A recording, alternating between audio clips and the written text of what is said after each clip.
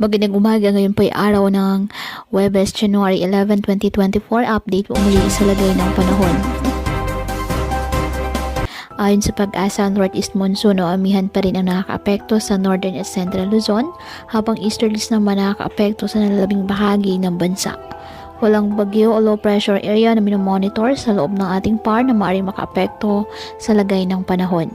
Ngayong araw, dahil po sa amihan ang Cagayan Valley at Aurora, asahan na maulap na halangitan na may mahihinang mga pag-ulan. Ang Ilocos Region, Cordillera Administrative Region at nalalabing bahagi ng Central Luzon, bahagyang maulap hanggang sa maulap na halangitan with isolated light rains dahil pa rin po sa amihan. At ang nalalabing bahagi ng bansa kasama na ang Metro Manila, bahagyang maulap hanggang sa maulap na halangitan with isolated rain showers or thunderstorms dahil pa rin po sa easterlies at localized thunderstorms.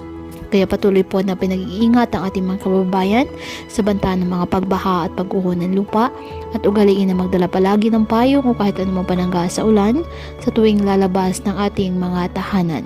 At yan po muna ang update sa lagay ng panahon ngayong araw. Muli patuloy po tayo na mag-ingat at palaging tandaan, God loves you. Stay safe and God bless.